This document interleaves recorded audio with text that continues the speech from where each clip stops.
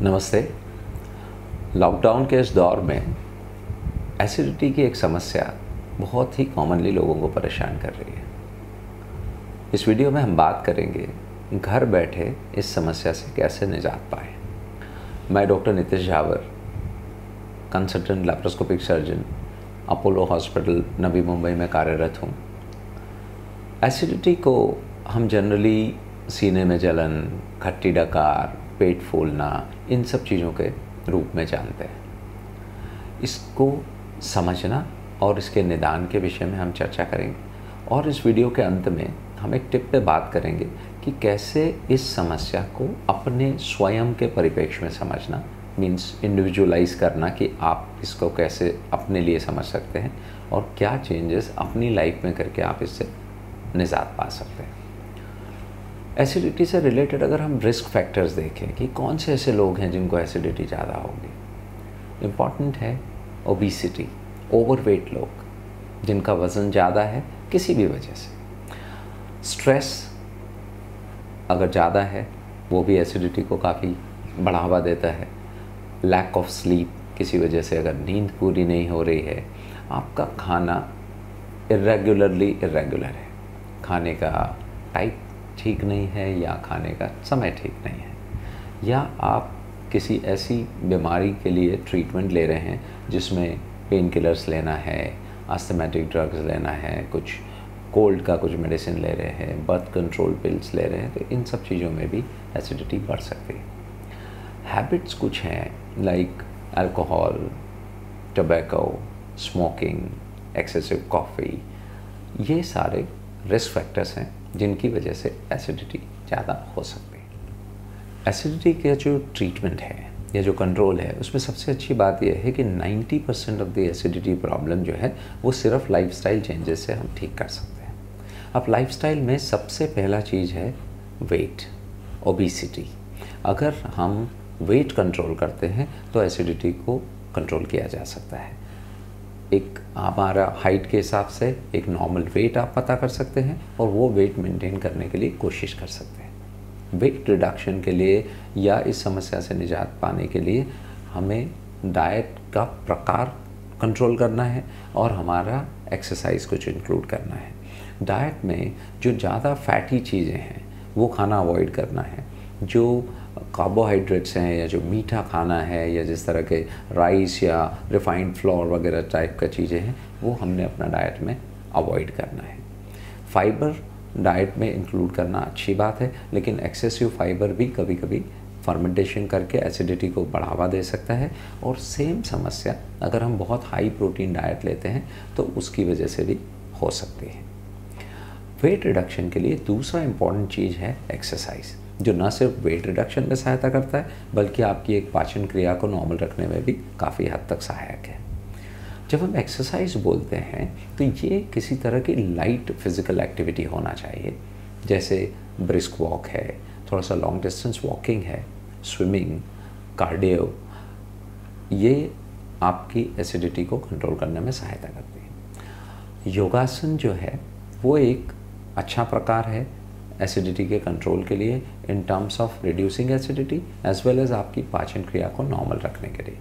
तो जो डिफरेंट आसनास हैं जो इसके लिए हम रेकमेंड करते हैं उसमें कपालभाति प्राणायाम, लोम विलोम प्राणायाम, हलासन, वज्रासन, सूर्य नमस्कार, ये अच्छी फिज़िकल एक्टिविटीज़ या एसिडिटी हेल्पिंग एक्टिविटीज़ में आता है। अगर आप एक्सरसाइज ही ओवरडू करते हैं कि वेट लिफ्टिंग करते हैं, एक्सेसिव क्रंचेस करते हैं या लॉन्ग डिस्टेंस रनिंग करते हैं या किसी तरह के एक्सट्रीम स्पोर्ट्स में जाते हैं तो उससे एसिडिटी कम होने के बजाय बढ़ सकती है। राइट। खाने के लिए खाने के प्रकार के साथ साथ उसका समय भी उतना ही इम्पोर्टेंट है। तो हम एडवाइस करते हैं कि आप स्मॉल फ्रीक्वेंट मील्स लेना है, थोड़ा थोड़ा खाना ज़्यादा बार खाना है, खाने के बीच में बहुत ज़्यादा डिफरेंस नहीं रखना है, रात के खाने और सोने के बीच में कम से कम 2 से 3 घंटे का अंतर रखना है। जो ऐसा चीज़ें हैं जो एसिडिटी बढ़ावा देती हैं उसमें एक कार्बोनेटेड ड्रिंक्स होते हैं, ये हमने अवॉइड करना है। हमारा एक कॉमन बिलीफ है कि कार्बोनेटेड ड्रिंक्स लेने से एसिडिटी ठीक हो जाती है, वो अवॉइड करना है। एक चॉकलेट का इंटेक जो है वो कम करना है। जो हमने सिट्रस फ्रूट्स, कई बार हम उनके जूस लेने लगते हैं कि एसिडिटी हो रहा है तो हम ऐसा कुछ फ्रेश लाइम या कुछ ऑरेंज जूस इस तरह का चीज़ लेने लगते हैं, लेकिन सिट्रस फ्रूट जो हैं वो आपकी एसिडिटी को बढ़ावा दे सकते हैं, वो आपने अवॉइड करना है। हमने जो बात किया था कि जो हैबिट्स हैं जो ये रिस्क बढ़ा सकती हैं, वो सब चीज़ें अवॉइड करनी है। Alcohol, tobacco, smoking, coffee and excessive T. Herbal tea अगर मिंट बेस्ड है तो वो भी अवॉइड करना है। च्युइंग गम अगर लेते हैं, कई बार हम एडवाइस करते हैं पेशेंट्स को कि अगर आप च्युइंग गम लेते हैं तो वो थोड़ा अच्छा रहता है, लेकिन वो मिंट बेस्ड नहीं होना चाहिए। मिल्क और मिल्क प्रोडक्ट्स जो हैं उसमें एक कॉमन बिलीफ है और बहुत कॉमन प्रैक्टिस है कि कोल्ड मिल्क ले लेते हैं। अगर एसिडिटी हो रहा है तो हम ठंडा दूध ले लेते हैं, लेकिन अगर हम इसको रेगुलर बेसिस पे लेते हैं तो कोल्ड मिल्क जो है वो रिबाउंड एसिडिटी को बढ़ावा देता है।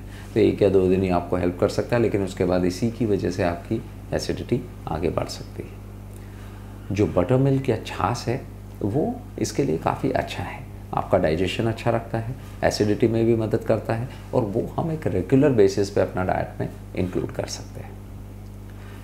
काफ़ी ऐसे सपोर्टिव फूड आइटम्स हैं जो हम अपने खाने के अलावा यूज़ करते हैं, वो इसके लिए कारगर हो सकते हैं इसका सपोर्ट करने में, जिसमें एक होता है सौंफ, फेनल सीड या अजवाइन जो कैरम सीड्स होते हैं।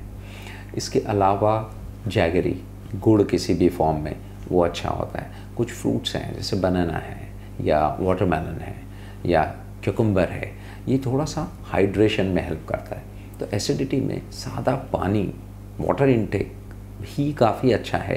तो इस तरह के जो फूड हैं जो थोड़ा सा बॉडी में वाटर होल्ड करते हैं वो काफ़ी अच्छे होते हैं। जो तुलसी है या जो बेसल लीव्स हैं या कार्डमन है, हमारा जो जीरा, क्यूमिन सीड्स जो हम यूज़ करते हैं, ये सब पदार्थ एसिडिटी के लिए काफ़ी अच्छे माने जाते हैं।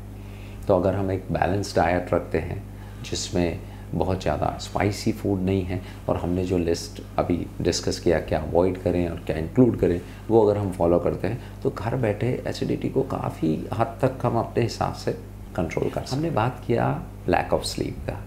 अगर हमने एक अच्छी स्लीप हाइजीन मेंटेन करनी है जिसमें हम करीबन 6 से 8 घंटे का स्लीप अच्छे से लेते हैं, खाने और सोने के बीच में करीबन 3 घंटे का डिफरेंस रखते हैं, सोते समय जो हमारे जो बेड का जो हेड एंड है, जो सिर वाला हिस्सा है, उसको अगर हम 15 to 20 डिग्रीज थोड़ा सा ऊपर उठा देते हैं तो उसमें जो ये खट्टी डकार और एसिडिटी का प्रॉब्लम है ये काफ़ी हद तक ठीक होता है। जब सोते हैं आप उस समय लेफ़्ट साइड का करवट लेना अच्छा माना जाता है, क्योंकि वो थोड़ा सा इस तरह का फिजियोलॉजिकल है जिसमें खाना वापस से आने के बजाय अपना नॉर्मल पाचन क्रिया में उससे काफ़ी मदद मिले। राइट, हम एसिडिटी को जिस फॉर्म में समझते हैं उसके अलावा भी कुछ सिम्टम्स हो सकते हैं जो एसिडिटी की वजह से हो, लेकिन क्योंकि हम जानते नहीं हैं इसलिए हमें नहीं लगता कि वो एसिडिटी की वजह से है। तो उसमें कैसा कुछ सिम्टम्स होते हैं, जैसे आपको होर्सनेस हो रहा है, वॉइस, गले में खराश हो रही है, सोर थ्रोट हो रहा है, आपको डेंटल कुछ प्रॉब्लम हो रही है, कैरीज हो रहा है, या आपको खांसी चलती है जो लंबे समय तक ठीक नहीं हो रही है, या एक सांस लेते समय एक आवाज़ आने लगती है जिसको हम वीज बोलते हैं, या सुबह उठने पे थोड़ा सा हल्का नॉजिया, वोमिटिंग सेंसेशन जैसा रहता है, तो ये सब सिम्टम्स भी एसिडिटी की वजह से हो सकते हैं। तो अगर ये आपको लंबे समय तक हो रहे हैं और अगर आपको साथ में एसिडिटी है तो डेफिनेटली ये उसी का एक्सटेंशन है ना। कुछ सिम्टम्स होते हैं जिनको हम बोलते हैं अलार्मिंग सिम्टम्स, इनको आप ओवरलुक नहीं कर सकते क्योंकि ये किसी और सिनिस्टर चीज़ या कोई ऐसा कुछ गंभीर रोग भी हो सकता है।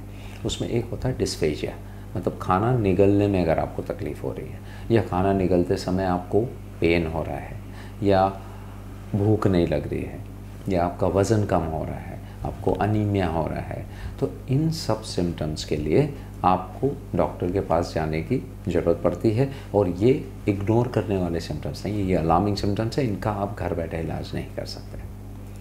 तो जब आप डॉक्टर के पास जाते हैं तो उसमें जनरली वो एंडोस्कोपी करते हैं और उसके दौरान अगर कोई ऐसा फाइंडिंग्स निकलता है जिसको ट्रीटमेंट की ज़रूरत है तो आपको सर्जिकल ट्रीटमेंट पे जाना होता है। Otherwise medical treatment is the main stay of treatment in acidity. Acidity के लिए अगर वो हाइटल हार्निया की वजह से है तो एक सर्जरी की जाती है जिसको हम फंडोप्लिकेशन बोलते हैं। ये लैप्रोस्कोपी या रोबोटिक हो सकती है, बहुत ही शॉर्ट स्टे सर्जरी है और इससे आपको एसिडिटी से लॉन्ग टर्म रिलीफ मिल सकता है, लेकिन ये बहुत एक सिलेक्ट ग्रुप के लिए है। अब हमने बात किया था इस वीडियो के शुरू में कि हम एक ऐसा टिप के बारे में बात करेंगे कि आपने एसिडिटी अपने लिए कैसे कंट्रोल करनी है या समझनी है, राइट। एक होता है फूड जर्नलिंग, जिसमें आप अपना दिन भर का डाइट किस समय आप मेंटेन करते हैं, उसके सामने आप अपने सिम्टम्स एसिडिटी से related on a scale of 1 to 10 maintain करते हैं कि अगर आपको बहुत एसिडिटी है तो 10 है, अगर आपको कम एसिडिटी है तो 1 है। और ये चार्ट जो है वो आप डेली बेसिस पे मेंटेन करके 1 हफ्ता, 2 हफ्ता या 4 हफ्ते तक मेंटेन करते हैं तो आप अपनी बीमारी को अच्छी तरीके से समझ पाते हैं। हम सबका ईटिंग हैबिट्स अलग अलग है, हम सबको किसी पर्टिकुलर फूड आइटम से अलग अलग तरह का प्रॉब्लम होता है। कुछ लोग किसी पर्टिकुलर तरह का मिर्च खाने के बाद इस समस्या से ग्रसित हो सकते हैं, कुछ लोगों को बीन्स लेने के बाद ये हो सकता है, बेसन खाने के बाद ये हो सकता है। तो ये जब आप ये चार्ट मेंटेन करते हैं तो अपनी बीमारी, आप अपनी एसिडिटी खुद अच्छी तरीके से समझ पाते हैं और वो अगर आप अपने डाइट में चेंजेस करें, इंक्लूजन या एक्सक्लूजन बोथ, तो ये आपको काफ़ी हद तक सहायता करेगा। हमने एक बात किया था स्ट्रेस का। स्ट्रेस के निदान के लिए सबसे अच्छी चीज़ होती है मेडिटेशन। लॉकडाउन का टाइम है, हम सब लोग काफ़ी स्ट्रेस्ड हैं, तो ये एक अभी के संदर्भ में एक कंट्रीब्यूटिंग फैक्टर सबसे ज़्यादा हो सकता है। इसके लिए अगर आप मेडिटेशन किसी भी फॉर्म में करें वो डेफिनेटली आपको हेल्प करेगा। हमने मोटा मोटा एसिडिटी के बारे में काफ़ी सारा बात किया। इसके अलावा अगर आपको लगता है कि कोई ऐसा चीज़ है जो आप जानना चाहते हैं, आप हमें लिख सकते हैं और हम हैप्पीली इसका रिस्पॉन्स देंगे। And thank you very much. नमस्कार।